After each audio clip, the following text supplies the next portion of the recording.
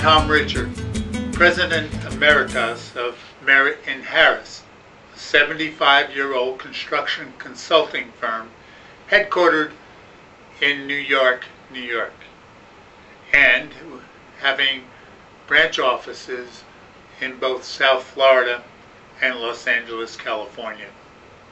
I have with me today Ricardo Flores, who is a principal of the firm and who heads our Los Angeles branch office.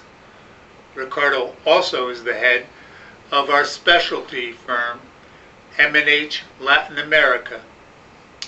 Ricardo, really good having you here with us in New York. It's great to be here, Tom. Ricardo, I know that you are especially well qualified for the position you hold in our M&H Latin America Group, but could you share with the audience some of your qualifications for that position? Sure. Well, first, the most important element of my qualification is that I'm fluent in both Spanish and English. Even though I was born in Los Angeles, I was raised in Mexico City, so I have a fluency of that language. I went to school in Mexico City. I studied engineering there. In 1998, I returned to the United States. In 1974, where I started working in different architectural and engineering firms up until 1998 when I joined Merritt and Harris. Ricardo, your specialty group was started in the year 2000. Can you tell us what that group does? Yes, we perform construction monitoring service and property condition assessments for projects in both Latin America, especially in Mexico. And our clients, who are generally lenders, financial institutions, needed someone who could understand the documents that were written in Spanish. And of course, that's where our services come in handy. We can read plans in Spanish and report to our clients in English. So your slogan is somewhat like working in Spanish and reporting in English. Correct. So most of your client base has been U.S. Located companies? Yes, U.S.-based lenders and financial institutions, correct. Now you mentioned that your group also does property condition assessment work. Where have you done some of those projects? Our projects have been performed in Mexico, in Brazil. In Mexico, we have worked at the Crystal portfolios in Puerto Vallarta, in Cancun, and in Ixtapa. The Fairmont property in Cancun, in Acapulco, which were both the Princess and the Pierre Marquez. We've worked in Brazil performing a property condition assessment at the Copacabana Hotel. Those are the ones that I generally remember right now. Great. Now I understand that construction in Latin America is a bit different than it is here in the States.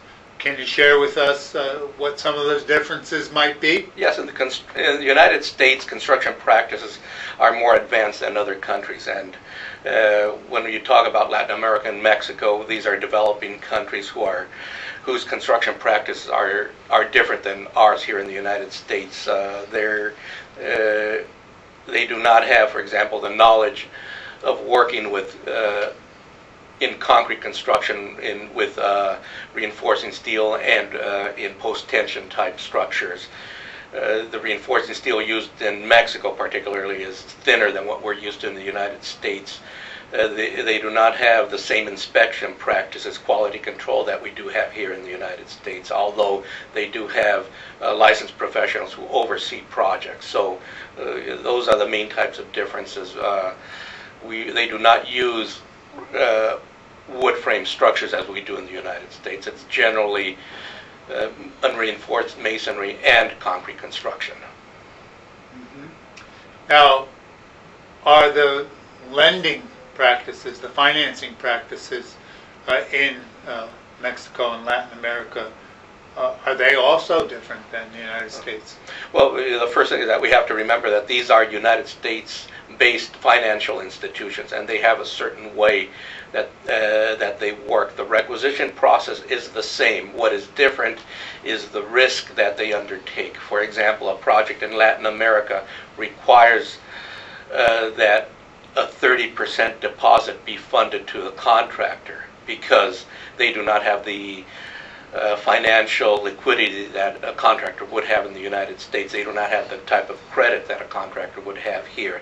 Therefore, they cannot fund or let a project run with the funds that they have available. They really don't have those type of funds, so they need to request a deposit, which is a risk to the United States banking institution, because it's money that is fronted to the contractor, but there's no work in place that would justify that type of money being funded. So the monies that are expended in Latin America are upfronted rather than in the United States, where we pay for the work that has been performed during the previous month. You're kind of paying for it in advance. And so I guess the reporting process on those funds is a little more difficult to keep track of. Yes, you have to be able to keep track of the money, because you both have to report both on the use of this deposit plus also on the use of the money that is requested for the work in place. And the money for the deposits is amortized back or credited as the project progresses. And that way you can keep track and make sure that that money is accounted for at the end of the project. Well, Ricardo, I appreciate that you are here with us today and sharing a bit about the M&H Latin America Group. We wish you a safe trip back to Los Angeles. So thank you, Tom. It was great to be here. If you'd like more information about M&H Latin America, please visit our website at www.merrittandharris.com. That website is both in English and Spanish. Thank you for watching this video. We appreciate your being with us. Have a good day.